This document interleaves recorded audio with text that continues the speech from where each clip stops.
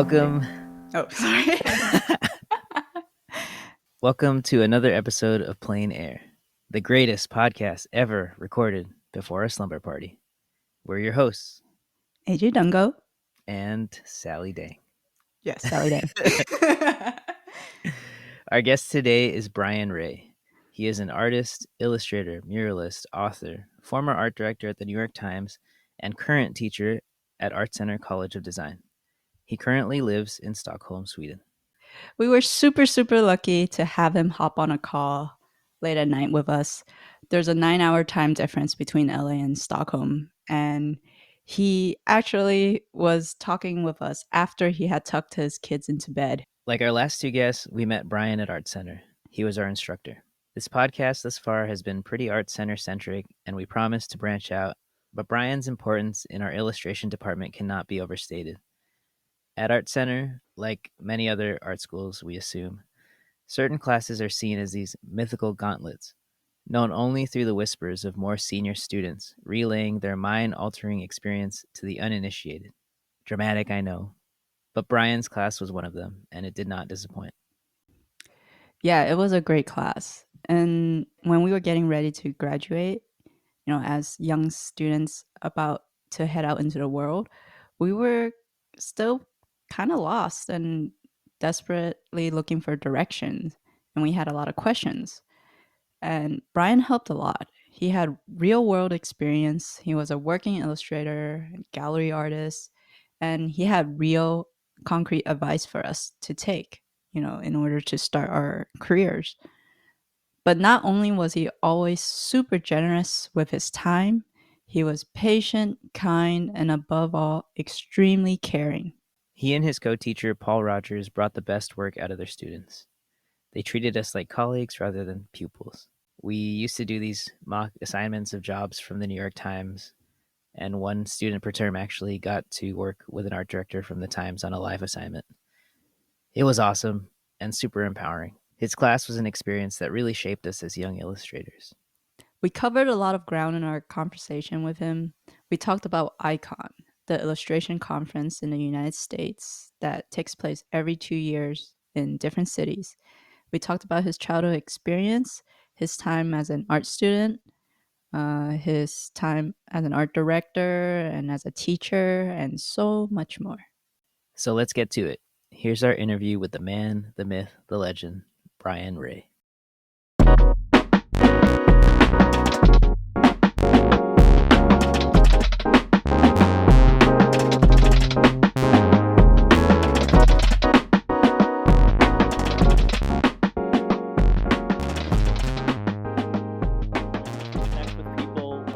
Level, certainly at Icon, I was really grateful to be there and seeing some dear friends who I haven't seen in a long time. So it's great to see both of you guys too. Oh man, I was so jealous to see you went. Like Icon is such a special experience. Could you give us a little bit more about that experience? Because how was the programming? Like what city was it in? We want to know. It was in Minneapolis, so you're a bit landlocked, but they have wonderful museums there. And the Walker had this great Keith Haring exhibition, which was beautiful. And, nice. And really, I was thrilled to see that.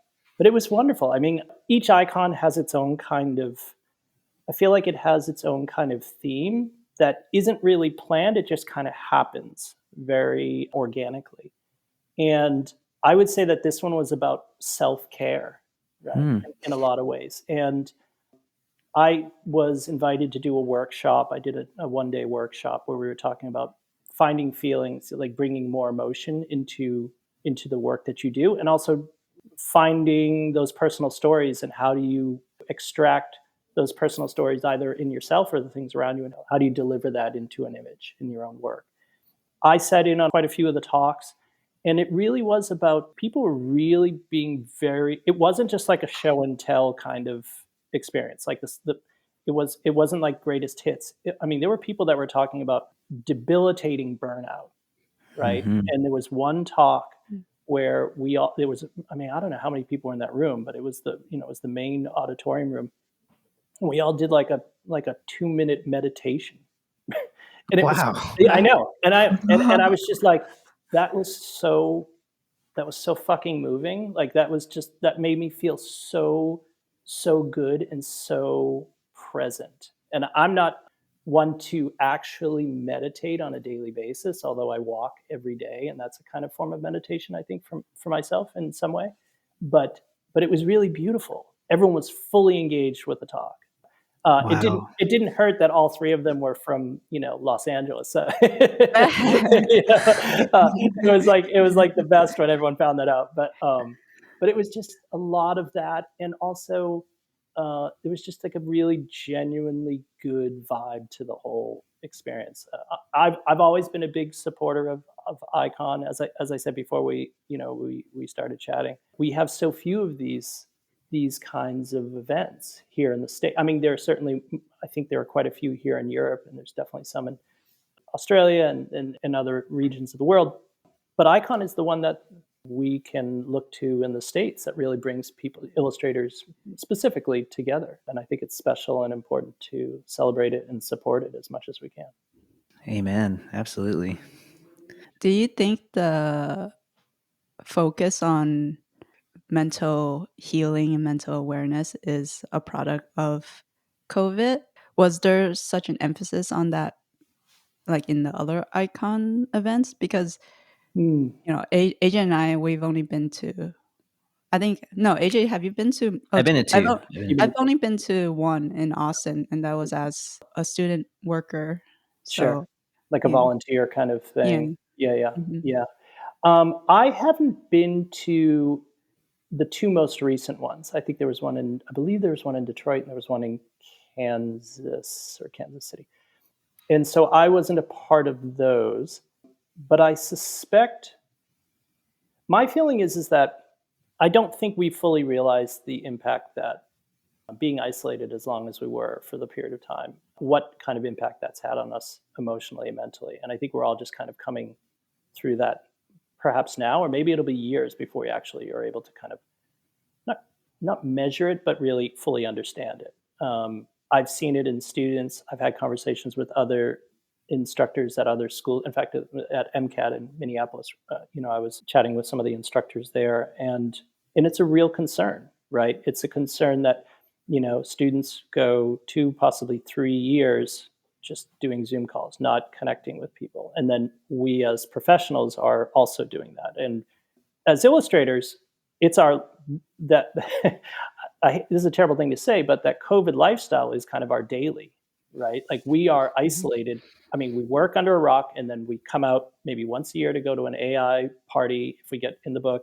And that's really kind of it, right? Or, if you have a hobby, maybe you do that. We don't really gather. And I think the rest of the world started realizing, oh, I could work from home, I can do this. But it also maybe changed how we're structuring our lives. There was maybe some benefits from taking a pause in our daily lives from work and maybe restructuring or reorienting the bricks that build our life and saying, you know what, maybe I don't need this. Maybe I need more of that. That I think is a good thing. But I think that the downside, of course, it's an obviously horrific experience. And for anyone who had lost loved ones, it was an absolute tragedy. But I think that there's an ongoing concern about mental well-being. I think we, as a society, maybe are facing it perhaps a bit more than we did in the past. But I think it's important that we find a bit of balance, right? And I had written a book about this very thing that came out a year before COVID happened, and it was about living slowly, basically. Yeah, yeah, there you go. They both hold up there. We're holding Death up. Wins a Goldfish by Chronicle. Yeah. Pick it up. So some of that was like, oh, okay, it's a good reminder, but then we were really hit with the reality of that. I struggle with it. I think particularly as a creative person. As a creative person, your light's always on, right? It never goes off, and it shouldn't, right? But you gotta find balance. I always tell people you gotta get a hobby, and it can't be cats, or Instagram. And I say cats plural. One cat's fine, but cats leads to more cats, and then you associate that person. Careful, careful. I know, I You know. might Cat slander draw the alert. ire of the I get in trouble every internet. time I say that. There's always one cat person in the Oh room. man. And what better person to have than the guru of connection, Brian Ray, come to the Icon event where they're talking about like reconnecting to one another and just finding balance and stuff. But I mean, we'll get to the themes of your work later, but I'd love to take it back to your beginning. Like I know you grew up in Massachusetts. Yeah. Could you tell us about like what was like as a young creative Brian growing up on the Yeah. East Coast? Yeah, it's funny. I was just back there visiting family just before I went to Minneapolis, and had a absolutely lovely visit. Summer in New England is amazing, and it's great to see my family, my brothers. My dad's a bit sick, so I had a great time hanging out with him, and it was a wonderful place to grow up. And my artistic experience there wasn't anyone in my family who was a creative person. That is to say, someone who's like making music in the entertainment industry, painting or drawing or anything like that. But I was surrounded by wonderful storytellers, like people who, Mm-hmm. and when I say storytellers, I'm not, they're not standing on a soapbox telling a funny story. It's more, a lot of it is, and I think this is a product of just being in and around, New England and Boston specifically. I grew up in a smaller town called Chelmsford, which is at the time was a bit rural. Like our neighbors across the street had horses, and there was farms down the road and a cranberry bog that you could walk to. So it was a little bit like Stand By Me without the dead bodies, right? So it was, quite like that. Now it's certainly, a bigger town, but there's just something in the water there. People people tell wonderful stories, and you kind of get lost if you're not one of those who can talk shit about Yeah. others, talk about sports, kind of razzing each other all the time. Like my family's like Irish and Italian, and so both sides of that just talk, talk, talk, talk, talk, And my mom had like seven brothers and sisters, so it was a big, like when every Sunday night, just conversations nonstop. Every room was a different conversation, different people, cousins, everything. So you're kind of surrounded by that. I remember when I was growing up there, I knew that I liked to draw, but I didn't really have anyone that was kind of leading the way. And I remember this one time, my grandfather, he's like, "Hey, come here for a minute." And he like showed me this sketchbook he had. The date in it is like from 1930 something or other. And he had like redrawn like the Tarzan comic panel by panel. And Wow. yeah, and it was just, and he would like copy ads. Like he could properly draw.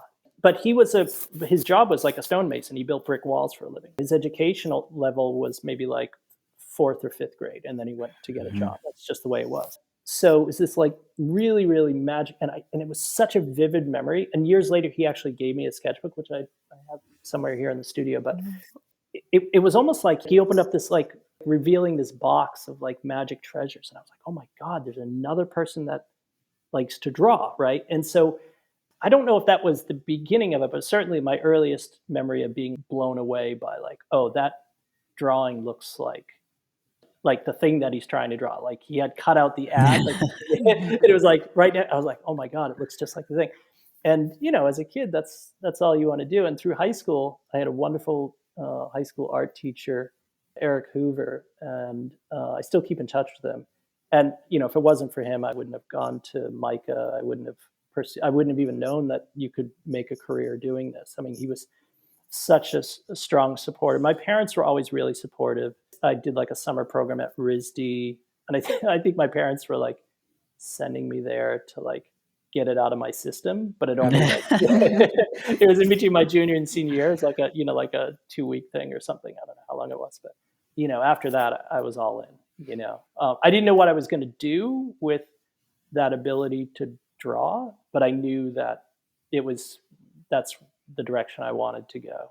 Do you think your grandpa showed you like his sketchbook because he saw this other side of you that you weren't really showing to the other people in your family? It Because might I have think been it it might have been a little bit of both, to be honest with you, not to Mhm. cut you off. It's a great question because I was the kid at the party who would hide under the table. and just but like in a weird way, I wasn't like shy. I was just I kind of just wanted my own space. You Yeah. know, I hadn't found my tribe. I mean, I love my family, but hadn't found my people. You know what I'm saying? And my grandfather was like, "Hey, your people are out there." I think it's a little bit of that. But he also knew that I had an interest in drawing, and I think it was our little connection. He's a really, really quiet guy. I mean, he was tough, Mhm. I think, pretty stern with his children, and so there's that side of him that I got more close with him when he was older, of course. Mm. But I think, yeah, it was a little bit of like kind of showing me something that I hadn't seen before. And I feel like a lot of people or a lot of creatives, I mean, at least growing up in America, you don't think you can become an artist or you can make a living as an artist. right. And it's all for me, I went to art college because other people around me were telling me I should go or Mm-hmm. that I would be a good fit for it. I was just trying to hide the fact that I was drawing because, I was a shy kid, Mm-hmm. just weird and didn't want people to see my drawings. Yeah, and I think as someone who teaches, and I've seen both sides of this. I've seen students. For most of us, we were probably fairly shy, but we got some. I don't want to say praise, but maybe we got a little pat on the back when we did a drawing. And people are like, oh, hey, Mhm. yeah, Sally can draw. It's like, and you're like, yes, you get a little bit of a little bit of support. For some, that are young, that might be the first time they ever hear that. They get that praise. And so you kind of lean into that. But the real struggle, I think, and this goes back to being a teacher, is like how fortunate we are when we have parents who actually support that path. Because I can assure you, there is so many students I've had that are battling, not only trying to figure out their shit in school, who they are as a human being, what their style might be, their visual voice, what stories they want to tell. Then they're battling their family back home. Like, when are you getting a job? What are you going to do with this? Like really, like not.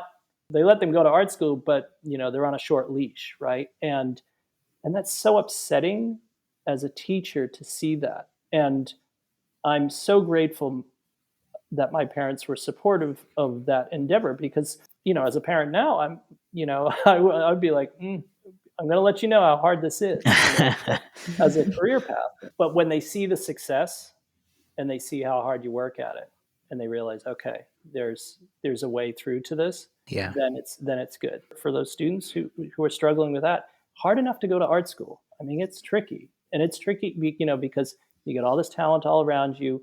All of us are probably pretty insecure, maybe a bit shy, and then we go to the school that we're all connected through Art Center, and it's all rock stars, and you're like, oh my good god, I'm swimming in the deep end here with the sharks. And that can be pretty intimidating. And if you don't have that strong backbone, it can really shake you. And I think that persistence thing, that's not something you can teach. You just either have it or you don't. Right? Mhm. I've had so many students in the past who are wonderful students, really great temperament, very positive, but a little bit afraid of kicking it off, right? And to really going all in on illustration, full Yeah. on. Because I mean, you guys both know it's hard in the beginning, really, really hard.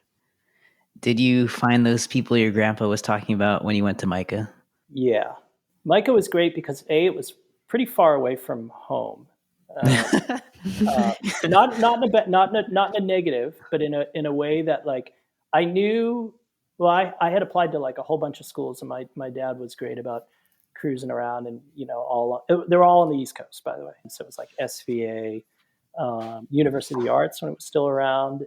Micah, RISD obviously was the big one, and so I applied to all these. I think I must have applied to like 6 or 7 schools, and my dad would like we would do the road trips every other weekend to Wow. go. That's so It was sweet. yeah, it was really, really great. But when I got to Micah, I just like the school. The school it had snowed the day that I had my interview, and they closed the whole city and they closed the school. And like and my interview was like at like 10 a.m., 9 or 10 a.m. And I go up and the door's locked. I'm like, oh my god, they've closed. The school's closed. Like I've driven like 13 hours through a snowstorm to get here. What do I do? And then like this giant door. I don't know if you've ever seen like the old Mica, the original Mica building is not the original one, but like one of the earliest Mica buildings. It's like this old like marble building, and they have these giant doors in the front. And the door kind of creaks slowly open. Like, are you Brian? Come on in. We've been waiting for you. And I was like, ta-da! I was like, this is the school I'm going to, right? And it was great. And it was, going there was humbling, really intense that first week, because as I said, you're with suddenly all this great talent, and like what you draw in high school as a high school artist, you're drawing realistically. Like that's your goal, is to draw the thing exactly like the thing you see, right? And that's like the pinnacle of making art, right? In high school. That's not in college, right? College is this whole other thing. So I, in many ways, had to be broken down and then restructured in a way that, like, I had all these new influences. I had students around me that, bombarding me with new and exciting things. And my freshman year was just absorption. It was all about absorption. And it was about paying really close attention to what was going on around me, but also leaning into, spent a lot of time at the library just going through old art directors annuals from like the 30s, the 40s, the 50s, the 60s. There was an archive in the library that was just covered in dust. No one ever went in this section of the library. It was just all these perfect bound orange. I'll never forget. It was just like row upon row of like orange and gray books. And I would just pour through these and just get like bombarded by new and exciting things that I had never seen before growing up in, this small town in Massachusetts. I didn't spend any time going to museums. I probably went to like 2 or 3 museums growing up as a kid. I didn't have any art books around me. I just knew I liked to draw and could draw pretty well by the time I got to MICA. But in some respects, it didn't go out the window, but it established a confidence maybe that gave me some legs to stand on. I could draw. I didn't need to learn how to draw. My father was even great about taking me like Saturday morning figure drawing classes, like Boston University. It was just like we'd wake up at like 6 a.m. and take the hour drive into Boston to do figure drawing or life drawing classes. So I had all this practical drawing experience behind me, but I didn't have painting. I didn't understand anything about the history of art. I didn't know anything about illustration whatsoever, sculpture, you name it. I mean, photography. And so it really altered my path in a lot of ways because I just got exposed to so many things. And some of it was, self-imposed, like spending a lot of time in the library, I would say playing catch up in a way, with the other students and their baseline of what they had knowledge about. But it was also about like, look, my parents didn't have a lot of money, so this was like I had to make this work, and I knew what it cost to go to school, and there wasn't a plan B. So I was taking it really seriously. I wasn't one to like party in college a whole hell of a lot. I was mostly spending time in the library or in the studio. When we had when you're a junior and senior, you got studio space. But I had great teachers: Ken Krafchek, Ken Teza, Whitney Sherman was a teacher of mine. James Yang. Those were 2 of my earliest illustration teachers that really helped kind of nudge me into. They were tough on me, but in a good way. And and as soon as I discovered illustration, I was all in on that.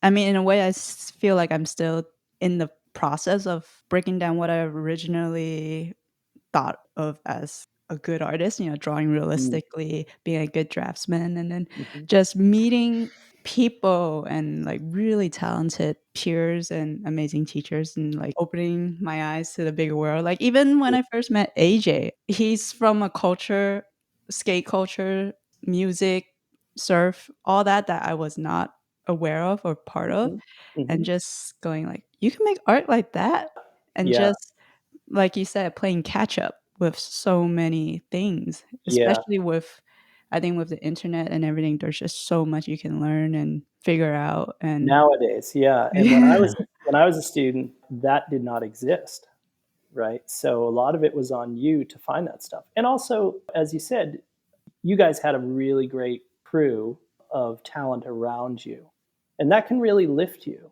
and that can open your eyes to other things. And I had that for sure. I had wonderful roommates my freshman year, and people that I was close with that exposed me to music. I didn't really follow music. I mean, I was a kid from the woods in Massachusetts. I mean, I still had corn growing out of my ears when I got to Baltimore. That was a wake up call. I'm grateful for the people that I overlapped with. I think they could certainly sense my enthusiasm, my passion, and Yeah. my seriousness about it, but maybe that I needed some guidance. And I think my teachers were really good about helping me along with that too. In fact, my painting instructor, Ken Tiza, he connected me with this artist illustrator in New York named Ruth Martin. And Ruth is this incredible talent. And I remember we had a phone conversation, and she said, "You should come up to New York for the day, and I can show you around and take a look at your work." So I spent all my money on a round trip Amtrak ticket to New York. And I had been to New York maybe one other time in my life. She had this studio down in like Soho, and it was like this loft space, and she was like had paintings going on over here, illustration project over here. And she looked through my book, and it was the most important meeting that I had outside of attending art school. It was the one meeting that I had that totally altered where I wanted to go. And it was just a couple of these little connections. Great high school art teacher, great instructors in school, this one chance meeting with Ruth Martin. She just showed me a way of living that was completely all in on being an artist. But she was managing to do it as both an artist and an illustrator, like kind of straddling those two worlds, which I think we all would love to do. We all kind of aspire to do that. But she was doing it in this really exciting, dynamic city that I was just absolutely blown away by. She was kind enough to give me this sheet of paper, and I still have it somewhere, but it had all these art directors' names written on both sides of it. And it was just like the art director at Doubleday, the art director at Spy Magazine, art director at Rolling Stone, Warner Music, this place, that place, just Time Magazine, everything. And it was just like, when you graduate next year, you come to New York and you hit all these people up and you show them your work. Having someone open that door for me was massive, but it was also just showing me the lifestyle was also equally as valuable as the business side of it. And I think that's the thing.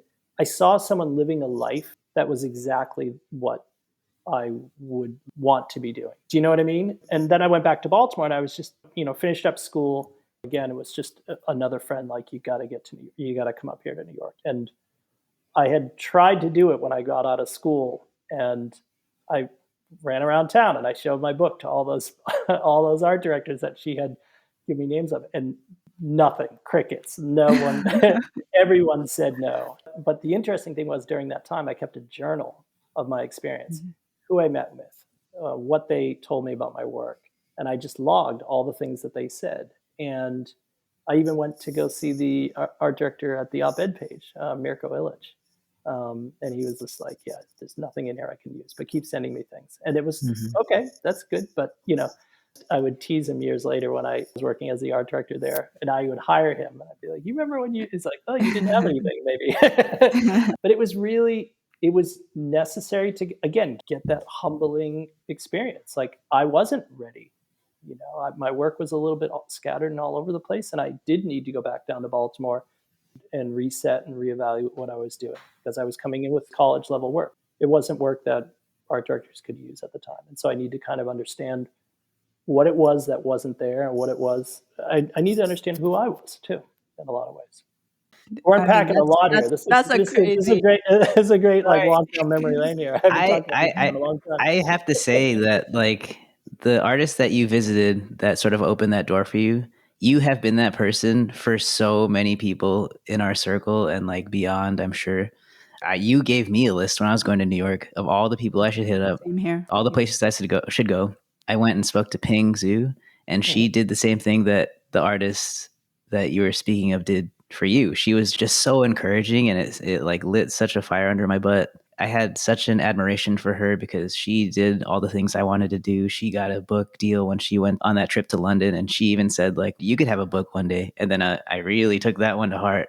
It's That's kind of worked I'm out, but glad you yeah, did. yeah. It's just I think Both of you. the importance of like mentors like you, not only were you an exemplary student from what you're saying, but your philosophy on teaching and your experience as an art director, like you are imparting the same kindness that people were showing to you as a young person.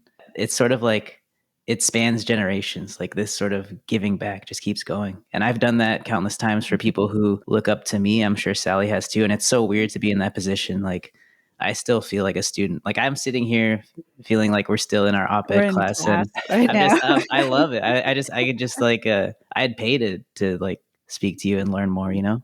So it's just Well, awesome. I'm grateful for that, and thank you. It means a lot to hear that, and but I think it's important that any illustrator who has been doing this for a while, that you take the time to turn around and see the people that are coming up behind you, especially if you're a teacher, and being in that position it's a really special space. You're holding someone's hand, and I don't know if I necessarily have a very clear philosophy about teaching, but I do know that kindness counts.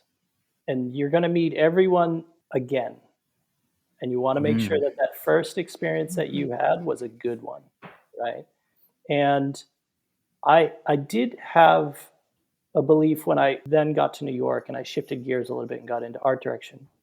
I always said that if I ever got in a seat as an art director, if anyone called me or emailed me for a portfolio review, I would look at their work. No matter who it was, good or bad work, it didn't matter, because not enough people did that for me. And I was like, it's just 5 minutes of your day.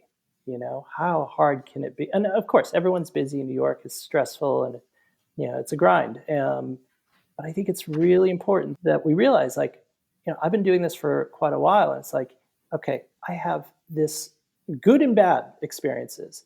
There's so much information in there that I can give to someone, and I feel it's really important to give that back, because I feel good about doing it. I love teaching. I like seeing students succeed. But B, it makes our industry better. It makes people more aware. It makes people avoid perhaps some of the pitfalls that I fell into early in my career when I was trying to figure things out, oftentimes on my own. And it just makes our community better, right? And it's a big industry, but it's also really, when I say big industry, it's many people wanting to do what we do as a career. But it's a small industry for those of us who are doing it on a day to day, right, as our profession. And so I think it's really important that we protect that. And we can do that by sharing that information, being good to one another. It was completely my thinking when I started teaching at Art Center. It was like I saw LA as being full of talent, but it wasn't really being kind of gelled together. And I was like, this could be the hub of illustration. We have so much talent here. And so I just spent all this time trying to kind of foster that. And a big part of that was working alongside Paul Rogers. It's The just an, Paul Rogers. the great Paul Shout Rogers. out, Paul. I love him. Come on the pod, Paul. We were just We'll chatting. wear a blazer. Yeah, we were just chatting yesterday about his very first New Yorker cover.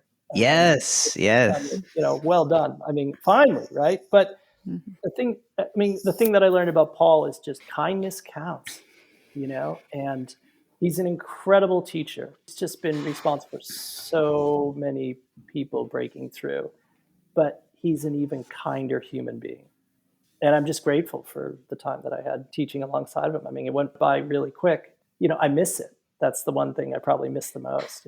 It's interesting. I was thinking about, when we were going to chat, I was thinking about the nature of teaching and in classes, and how you have so many different levels in a class of students. You have what I would consider, I call them front runners, people that come in with a pretty strong awareness of themselves and the type of work that they do. I don't want to say style, because style kind of changes week to week, but they're very committed.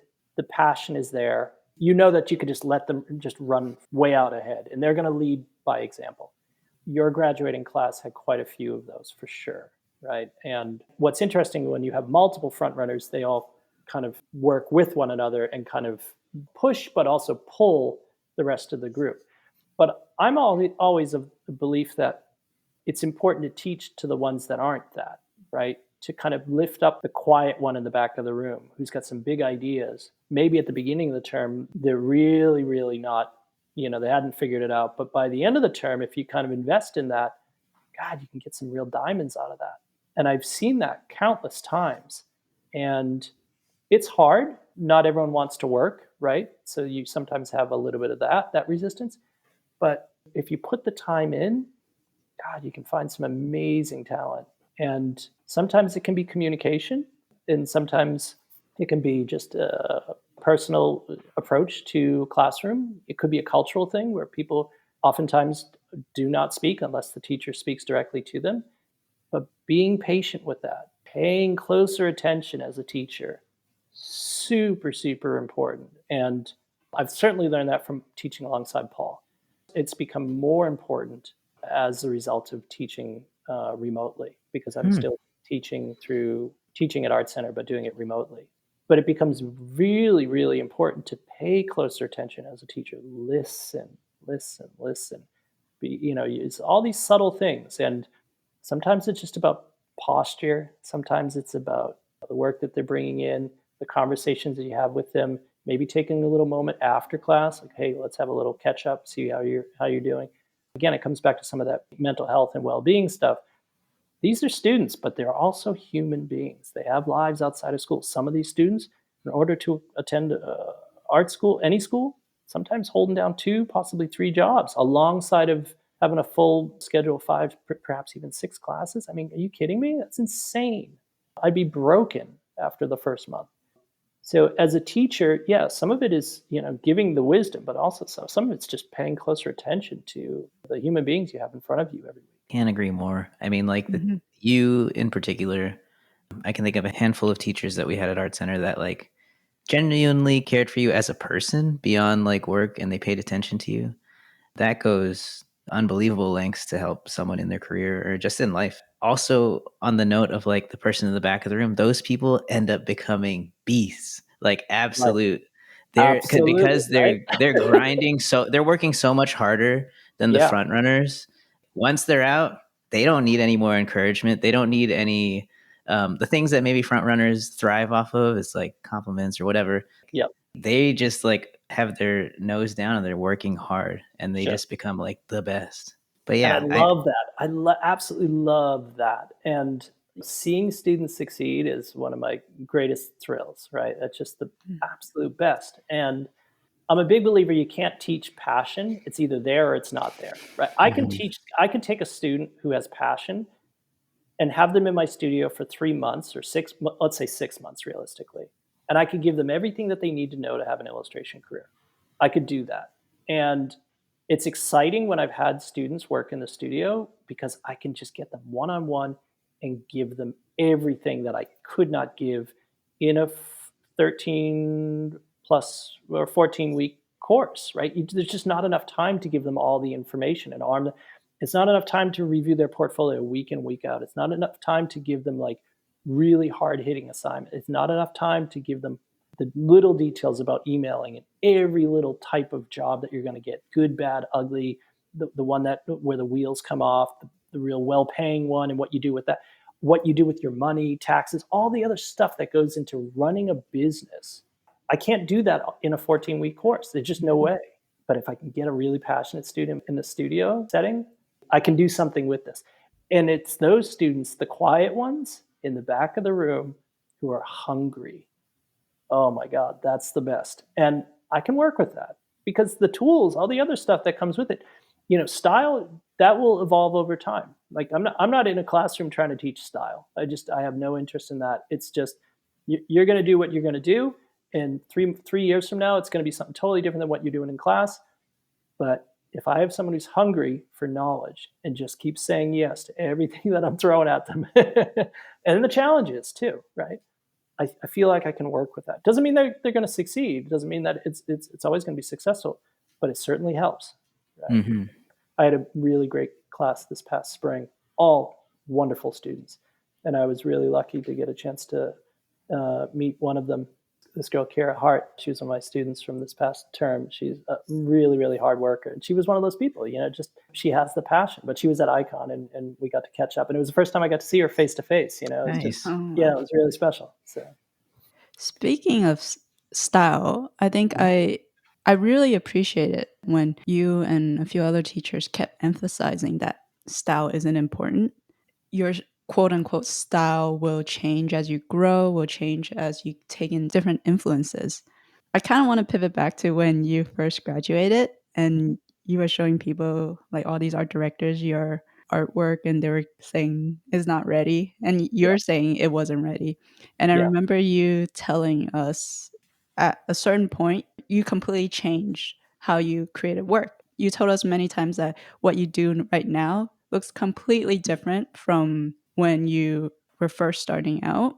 yeah, And to me, that is such a scary thing because you've worked, let's say you're in school for like 4 years, and then a few years after graduating, you've put in so many hours in creating what you think would be your look.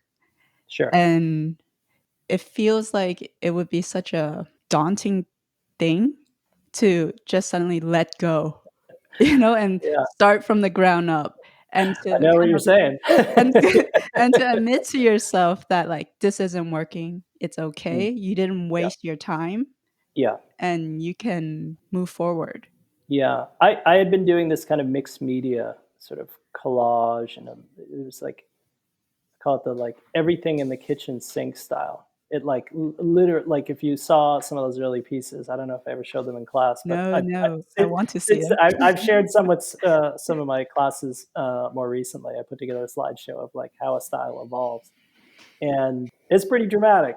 But underneath all of that collage and mixed media and everything, there's an undercurrent of drawing that still existed throughout all of that work. The problem was is that my style was obscuring the ideas in my work. My technique was so muddy with collage, mixed media, different materials, different tools. There was so much energy in the work, but that was almost creating a veil over what it was that I was trying to say. And you guys have heard me say this a million times in class, but restraint is perhaps the best tool you have in your toolbox, right? And that lesson for me, once I learned that and I kind of pulled back a bit on some of the things and I just allowed the drawing to kind of percolate to the top, the work became more clear. It became more deliberate, I would say, in terms of mark making. That's in the intention of what it was that I was trying to say in the work became far more clear. And I think part of that was a product of basically working through some of that style evolution that naturally occurs, I think, for every artist. But I think the other part of that was, again, having a couple of people say to me, hey, you know those drawings that you're doing sitting on your front porch there in Baltimore, in that funny part of Baltimore, you do nights and weekends, and you draw in the liquor store across the street, or the quirky, old lady walking her fluffy dog.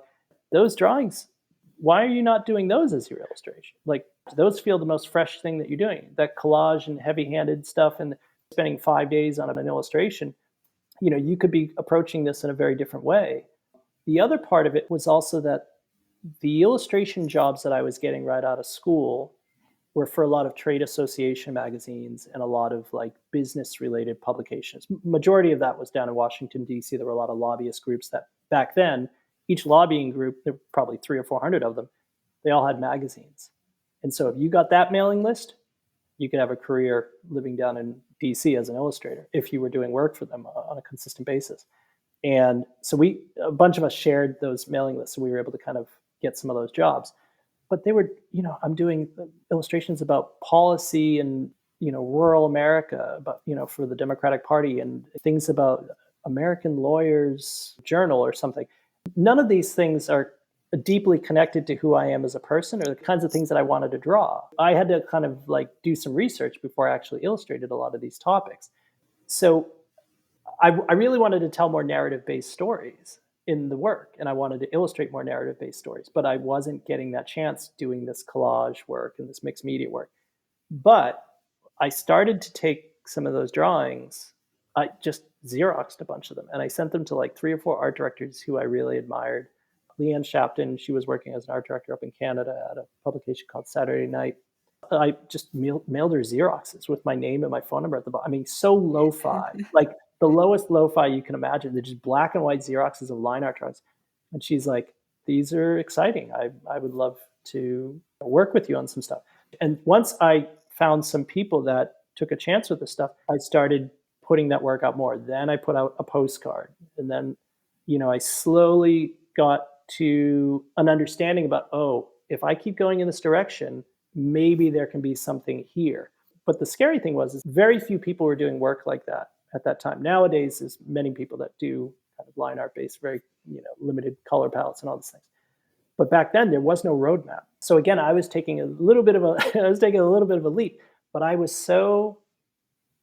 just so not satisfied with it. And it's such a shame because I was starting out my career and I was getting work, but I wasn't getting work doing the jobs that I wanted to do because I was showing work that didn't feel like it was coming from the heart.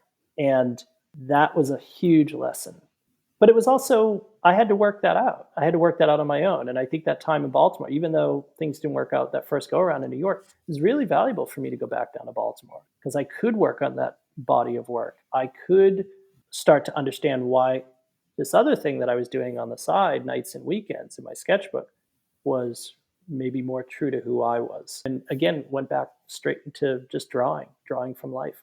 That thing that I grew up doing. So in a weird way, it came full circle and I went back to just straight up drawing. We've talked a lot about your career as an art director and then a teacher, but as a gallery artist, I'd love to know more about how you started to dip your toes into that area and how when you started making bigger paintings and you started getting bigger exhibitions, and let us know about that. Mm. I mean, the timing didn't work out for our group, but we were all planning to We fly out joked to about Korea it. to go see it. Oh, well, But yeah, that would have been we were amazing. so hyped on it, but yeah, Yeah. life got Well, in the way. yeah, that exhibition that you're talking about, the Love Stories exhibition, I mean, it started as an extension of the Modern Love column that we're Yes, doing love every to week. talk to you about that. Yeah, so that's been the longest running series that I've ever worked on. And Hmm. I mean, I've been working on it for like 13 or 14 years now.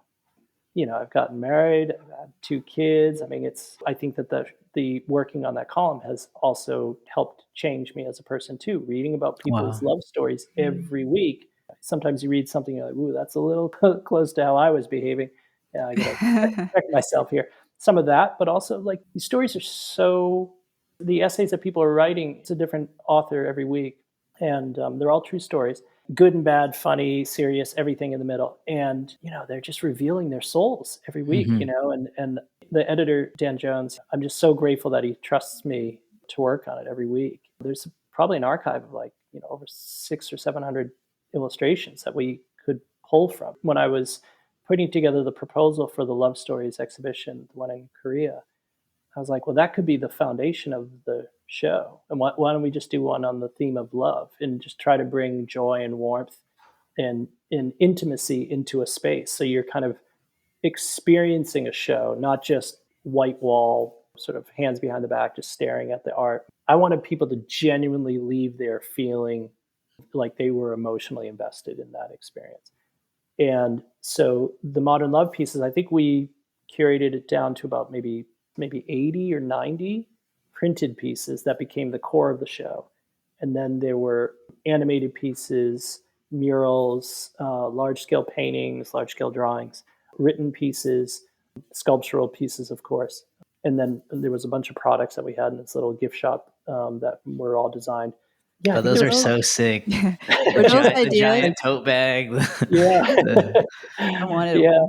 But were Yeah. those ideas brought on by you, Brian, or was it like a collaborative thing? Like, hey, we It can was do this, we can do that, Yeah, you know? it was definitely collaborative. Once I saw how excited they were about stuff, I just kept throwing in the craziest ideas. Nice. They were really excited about trying all these new things that I was taking a big swing.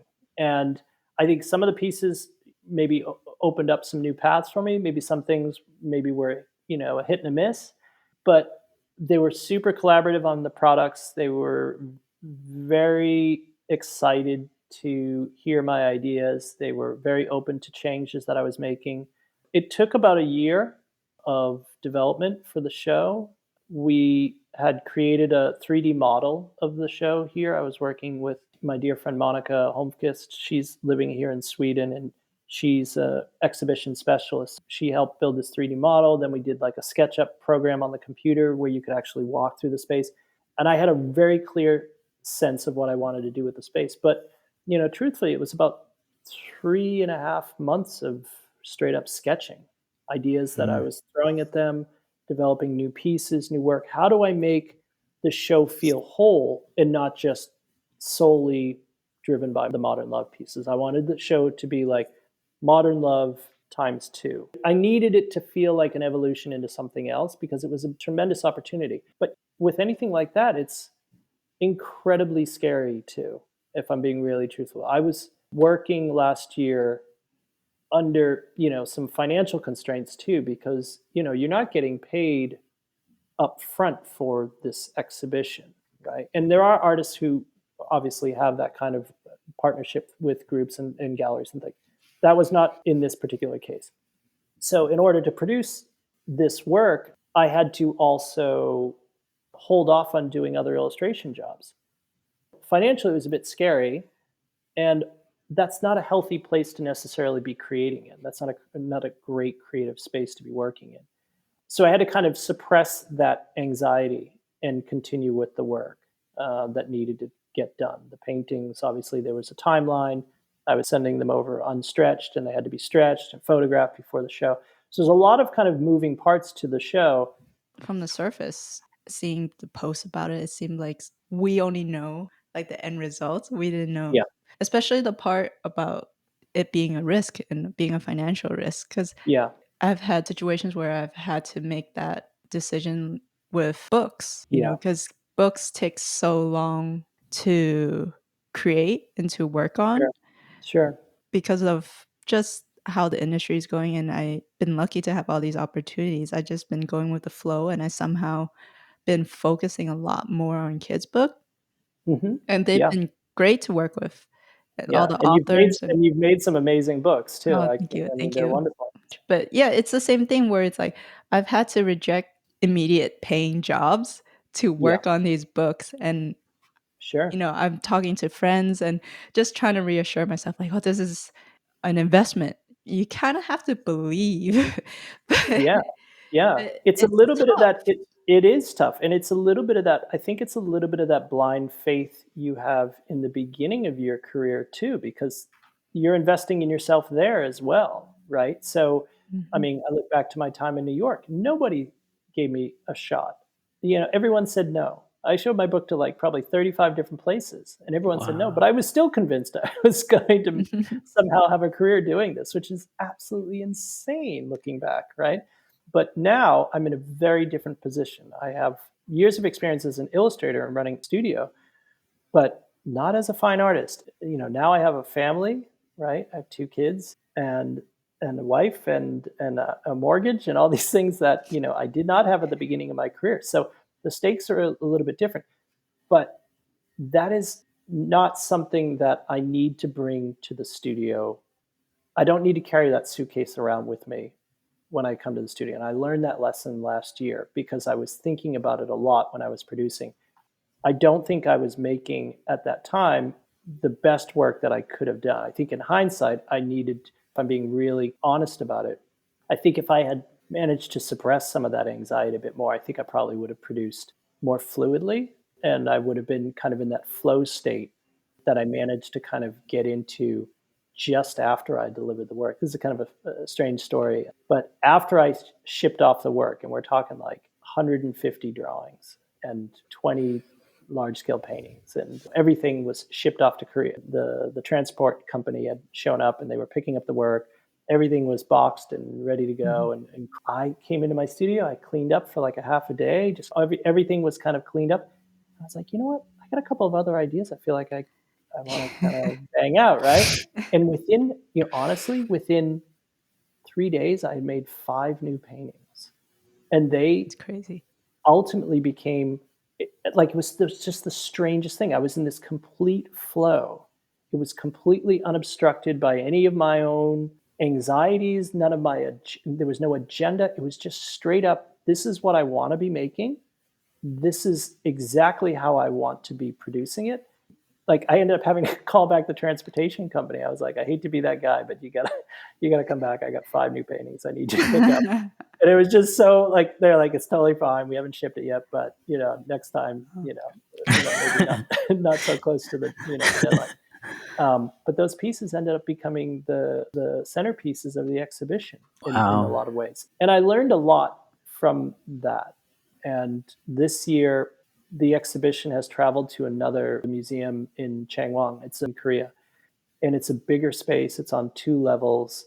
And again, they wanted more work. But I learned my lesson the year before. I was like, just get in the studio and flow. Stop overthinking it, just make the work. And that's exactly what I ended up doing. And the work came so much more fluidly. And I was able to get into that flow state a little bit better. Of course, I'm still wanting to make special work, stressing about it being a bigger show and all these other things. But I can't have that in the studio. The studio is kind of like my sacred space. And when I'm in here, there's no Instagramming. There's no, I really just focus on making the work when I'm here because I feel like I'm still learning. I feel like it's a little bit like my time back in Baltimore after I got humbled by New York the first time around. And I went back to Baltimore and learned, what it is that I was trying to say. That's what's happening now for sure. And it's exciting. It's scary. It's a kind of a, it's a little, it's a little stressful to be restarting. I feel like I'm restarting a career, but Do you have um, a little ritual to get yeah, into that flow state, or is it once absolutely. you pass the threshold of or the door frame of your studio, you're kind of in the zone, or is it just a combination of like experience and Yeah, I mean, yeah, I'm pulling back the curtain here a lot, but it's a good thing to know it because I think it's important that everyone does it. Even if I came in here doing illustration, I would do the same thing. Regardless if I'm working on a painting, on the wall or an illustration project, I walk to the studio every day. I'm not listening to podcasts. I'm not reading emails on the way to the studio as much as I can, unless it's an emergency kind of thing. And I also don't check email at night. When I'm home, I'm with my family and I'm 100% with my kids. Being a dad, that's the most special time. So I don't poison that with checking emails, and things like that. And certainly going to bed at night, I need to get a full night's rest. So I don't check emails ever at night. And it's a shame because I miss some emails from the States, but everyone kind of understands it. So I walk, it's about a 20-minute walk to the studio, come in, either make a cup of coffee or tea, and I draw. I draw for, I don't know, I draw until I get some drawings I feel pretty good about. It's almost like stretching or like Mhm. pre-exercise before a race. And then I just put on some really, really solid music and then just dive into the work that I either have to do. I'll catch up on the emails, I'll do that. And then I'll either work on the paintings or work on the illustration work, depending on what it is. And I would say it's this year, it's probably been about 50-50. 50% commissioned work and 50% self assigned, as I call it, work on the wall, personally driven pieces. Nowadays, we're in a situation where we can sit on both sides of that fence. And I think galleries are a little bit more comfortable with that. I think Mhm. um, people seem to be responding, and I'm fortunate because you never know what people are going to respond to.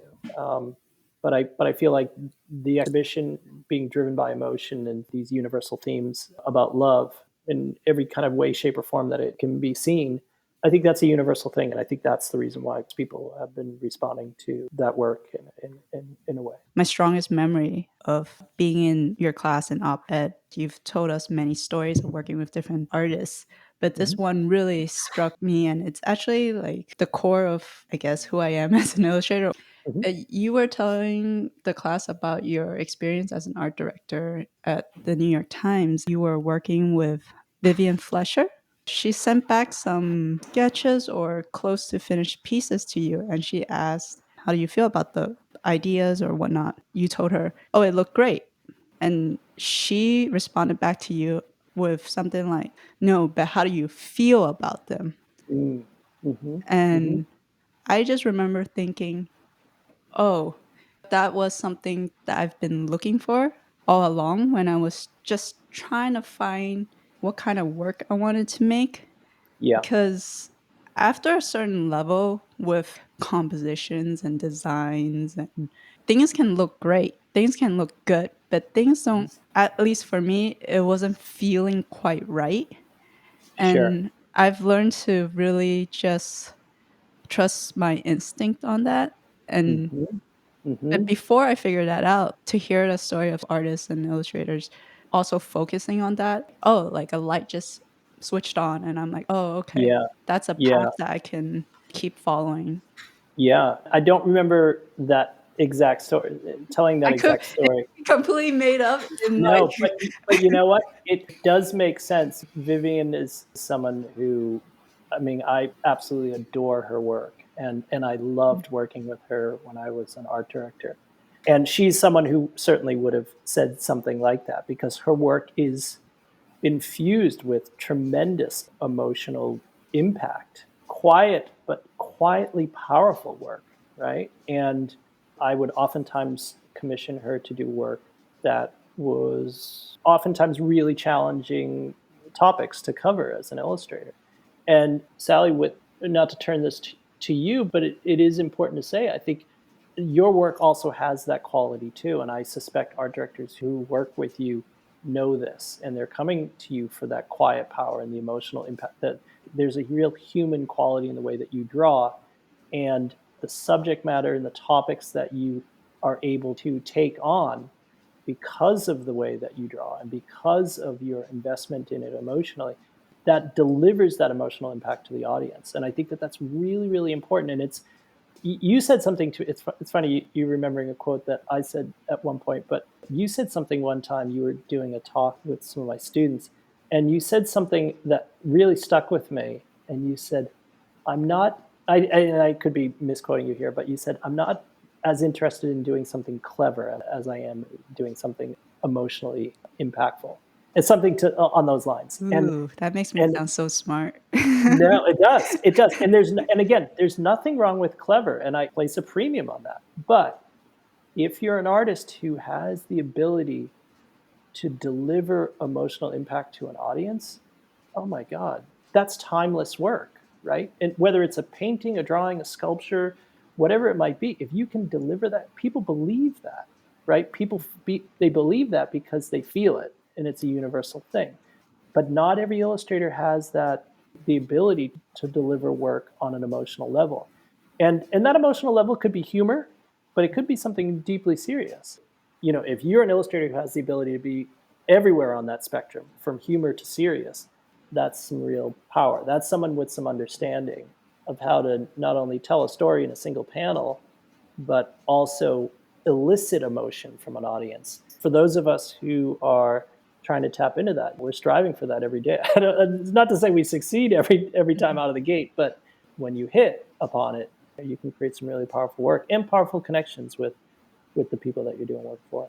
Speaking of humor, I find like humor so tough. Not that I've Yeah, actually ever really did any pieces. yeah, When I look at not just your illustrations, but your word pieces, there is that undertone through it all, almost like dark humor, even with very mm. sad pieces or serious Hmm. pieces. Hmm. And I'm just wondering if that's just naturally occurring. Like when you make pieces, that's just part of who you are. Or if when you're working with some more sensitive pieces, let's say in Modern Love, and the stories are a little bit more heavy, do you find Yeah, yourself you have to dial it back down, or like how do you approach yeah. it? Yeah, it's a good question, and there's a couple of different ways of answering it. I was talking to a group of people when I was doing that workshop in Minneapolis, and I said, being funny is not as important as being honest. And it's also incredibly, when you try to be funny, more often than not, you're going to fail. And I've certainly been in that situation many times. And I think also there is a time and a place for all of these emotions. I think as an illustrator, our work is in the service of shedding light on someone else's words, right? So, and that's the role that we play, and that's our responsibility as illustrators, to be loyal to the tone of whatever piece, brief, essay, writer's thoughts that is being put down on paper. That's our job, right? And if I can match that tone of wherever we are on the emotional spectrum, if I can match that tone, then I feel like the drawing part of it is the other part of it. But the emotional content or component of it is, to me, as critical. And Modern Love is a good example of that because you have every different type of essay being put forward there. Very first question out of the gate, is it humorous or serious? Which way do I need to go with this? And once I define that, then I just stay in that lane with the next step, which is developing an idea. Again, I'm not interested in telling the exact same story. There's no reason to do that. I'm not a photographer. I'm not just taking a picture and repeating what the essay says. My job is to tell a parallel story. If I can take them on a little bit of a journey, the reader, then they're going to be excited about this. They're getting a 2-for-1 deal here. Or what I do is I leave it a little bit more open-ended, and I let the reader be the one that connects the dots between what it is that I drew and what it is that's being said in that essay. And then they feel like they're part of that experience. But if it's a serious piece, I'm not, I'm not going to try to be funny. I'm just going to try to be true to whatever the words are in that essay. When it comes to things like the avoid this drawings and things like that I'm doing on a daily basis in the morning when I get to the studio, that kind of warm-up routine that I do, that ritual, those can be humorous, they can be serious. It can be what I saw on the way to work. It can be what I experienced with my kids at the breakfast table, something silly, something that was said, something embarrassing that happened to me. And that, I think, is where some of the word-based pieces come from. Some of that is conversations I've had with my kids, things that they've said to me, which, again, sometimes I can feel like, your creative time is being pulled away from you. Anyone who's a parent, creative, can feel that. But the truth is, if you lean into that, and again, listen, and just pay close attention when you're, with your kids, God, there's so much magic there, because they're 100% all about attention. They're 100% invested in every moment that you have with them. The best part of my day is the walk to work, because I walk both my kids to school every morning. And that's the absolute best. It's the best. The conversations I have are absolutely crazy. They're crazy conversations. They're so fucking beautiful. One little anecdote just about this stuff and paying attention. The first year that we had moved here to Sweden after we left Los Angeles, my oldest boy, Miko, he knew I was a little bummed out about not surfing as much. And it's the middle of winter. It's like February, and it's cold and it's dark. And it's dark for a long period of time in the winter. And he comes in, and it's probably like 5 o'clock or 6 o'clock in the morning. And I'm totally asleep. And I knew he had been up for a while. He was like fidgeting at his desk in his room. And he slides open the door, and he comes in. And he's like, "Papa." I was like, "Yeah." I open up one eye, and he's holding up this like messy blue painting on like a 8.5 by 11 inch sheet of paper. It's just totally abstract blue mess. And he's like, "Papa, I made the sea for you to remember Malibu." Oh my God. Oh my God. And just like the tears, right? You just start crying. Like it's like the most beautiful thing ever. And it's like, I ended up doing a piece about it, and I've talked about it so many times, because it's like a creative moment. At any other time, I would have been like, "Go back to bed." It's like, it's too early, go back to sleep. But it's just like, he just invested his whole self into this thing. And it was just like, oh man. And it got me on so many levels. And it's, even now I still think about it. I just like, I get emotional thinking about it, because it's like, if we don't pay attention in those moments, all those little moments that seem like, the madness at the breakfast table, like the broken glass, the spilled milk, all the other stuff, that's the good stuff, right? That's where you're going to get all the good stories, the good experiences. And yeah, it's chaos all the time. But if you're paying attention, there's some real gems in there. What a perfect place to pin it up. From your grandfather paying attention to you, to the artist inviting you to New York, paying attention to you paying attention to your students, to your children paying attention to you, and just observing everything like a sponge. So beautiful, man. And congratulations on all the success. And we're all rooting for you. Like, we're so proud to know you. I was wondering if you want to do some rapid fire questions just to wrap things up. Okay, no pressure. All right. then you can hit bedtime with the boys. All right. Yeah. Number one, the most memorable wave of your life. Ollie's Point in Costa Rica with my good friend Paul Sayre. And it was me, Paul, and one other guy who was on this catamaran, and no one else, on this like perfect world-class wave. Nice. And it was like 5 or 6 feet. Left or right? Right. We could work with that. Yeah, we went to Witch's Rock after that, but we were so fried from surfing for like 3.5 hours that it was kind of a disaster at Witch's, but Ollie's Point was amazing. That's kind of a nightmare situation where like the waves are there, everything's lined up, but you're just you can't bring your body You're out of gas. to Yep. yeah. Fuck, that's like, oh my god, that's hell. Listen, when you take that surf trip, make sure you train for about 3 months before Yes, that trip. no, So literally. Is there one piece of advice that has stuck with you your whole life? It doesn't have to be art related or anything. I always say that smiles count and people keep score. Ooh. That's kind of been the way that I've approached my life creatively, probably over the last, I would say, 15 years. But I suspect it's probably been longer. I just didn't really have have a have a way of describing it. I think we've touched upon it quite a bit today. I don't know if that's so much advice, but that's just sort of a way of kind of living my life. I also think it's important that not to get upset about things you can't control. And that's Mhm. much Mm. harder to do. It's wasted energy. And I feel like trying to live in that creative headspace and trying to live a creative life fluidly, that if I get bucked out of that by getting stressed about something that I have absolutely no ability to fix it or control, it just happens, then that's a waste of my flow, right? And I don't know if that's the best way of describing it, but yeah, I just look at it as like trying to stay in that creative headspace and just avoid getting upset about the things that you can't control. Excellent. All right. Yeah. How about Thank your you. very favorite place to be? Oh, that's a hard one. At the moment, I would say I mean, now it's summer here in Sweden, so it's light and lovely. The days are super long. And being with my family pretty much anywhere is probably my favorite place to be. But currently, at the moment, I'm spending a lot of time out at the island where my wife's family has a summer house. And that's a pretty special place. But if I could spend that time with my family close to the ocean, that would probably be where there was some good waves.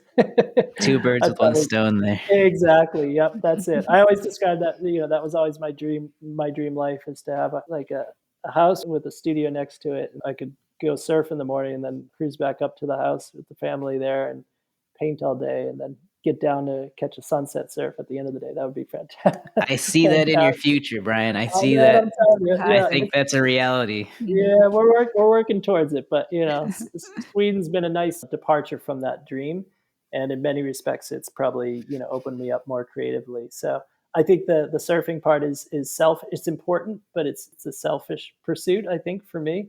But if I can get the rest of my family surfing, maybe we, Ooh, maybe we. there we go. My wife's That's pretty the good. long term plan. Yeah, my wife's pretty good, but she wants it to be warm. It has to be warm water for her to really dive in.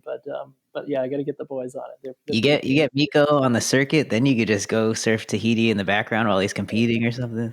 I'm telling you, it'd be great. Yeah. Speaking of which, the next time I'm back in LA, we Yeah, must get out on the water. I know we've been talking about it for years, and I would love to have a chance to surf with you guys. So I've got really, boards for you. I've got a suit for you. You got a room to stay with the kids. You guys are oh, set. love it. I might take you up on that. You No, got literally. you gotta Please give do. you gotta give Please us a do. heads up because Absolutely. I am really bad. I might as well be like a wannabe cook at this point because Hey, No, as it's long as Sally undersells herself. yeah, listen, as long as you're smiling at the end of a session, it's all good. There you of go. course. Brian, Yeah, thank you so much, man. This has yeah, been I don't know. We could go 5 more hours and just listen to you talk, but it's been such a pleasure to talk to you again. Just thank you for always being such a great teacher, great mentor, and always so generous with your time, Brian. Like we really, really appreciate that. And both AJ and I, we want to teach in the future as well. And you've set a really good guideline for us on how to be the teacher we want for everyone to have. So yeah. Well, I hope both of you do follow that because I think you both be remarkable in the classroom, even if it wasn't in the classroom, even if it was just doing one-on-one sessions. Both of you have so much valuable experience, particularly with the experience that you've had since you've graduated. I mean, even that in that short period of time, the success that you've had and ups and downs, right? And Sally, you're touching upon it with books, and obviously AJ, your success with books as well. It's invaluable. There's so many people who want to know that information, and how do you go from being a student to being a professional? And it's been a while, but it can still feel fairly fresh. And That experience is invaluable. So yeah, I look forward Thank to when you guys are teaching. Sign And up for our class. Come maybe through. I'll send Miko. I'll tell Miko to go to your school. Oh No, man. but seriously, I mean that. And you both were incredible students. You had real convictions to what you guys were doing already, and I had complete faith in where you both would go with your work. But man, I'm telling you, it's awesome to see how much you both have achieved in such a short period of time. And I wish you both the best. I only want to see, I'm selfishly, I just want to see you guys continue to create more amazing work. Thanks, Brian. That really Yeah. means the Thank world to you. us. Thank you. Yeah. And Yeah. Yeah. Same. seriously, come and stay at my house. I will. I'll let you, like, and we're, in all honesty, we'll give you a heads up, and we'll try to get in the water for a little early morning or a little sunset session at some point. Yeah, been dying to surf Topanga with you. That sounds good. All right, Awesome, you guys. Brian. Take care. Great chatting. Okay, talk soon.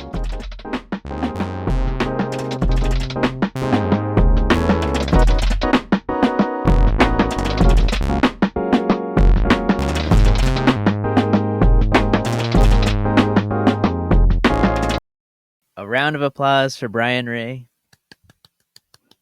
A very big thank you to Brian for joining us in the PA studio. This was an absolute pleasure, and I really do hope we can paddle together soon. And just to repeat ourselves again, Brian was such a pivotal figure for both AJ and I. When I was just about to graduate, he really believed in me. Like, Brian really, he told me to go for it in terms of whether I should try out this freelance illustration thing. He really encouraged me to submit my art to awards and annuals, and that really meant the world to me. Like, that conviction and belief he had in me. Like, to this day, I'll still send Brian emails about jobs and any kind of question related to art, and he always responds to me quickly. You really can't ask for a better mentor. Yeah, Brian is truly the best. Completely singular and just a great, great guy. Did you know that I assisted him?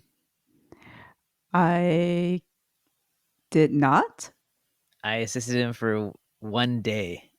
Um, my roommate and BFF, Leonardo Santamaria, was his studio assistant.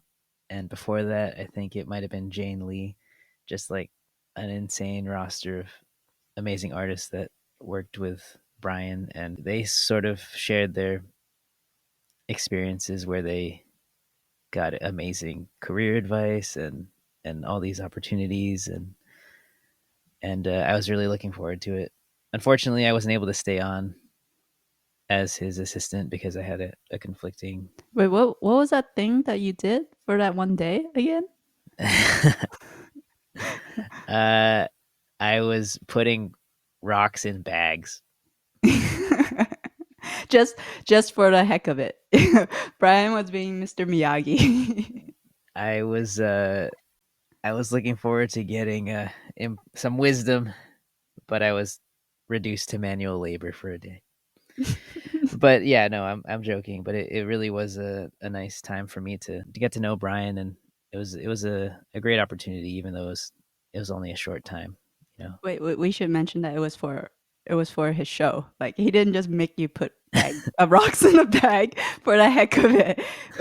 In case well, it I wasn't mean, clear, we were joking. the show was over, so and he didn't have anything for me to do that day except put rocks away. So I I didn't do any flats, prepare any canvases, or um, reach out to any contacts. I put rocks in bags.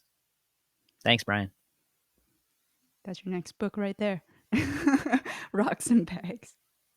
But anyway. Oh, yes. We talked about surfing again.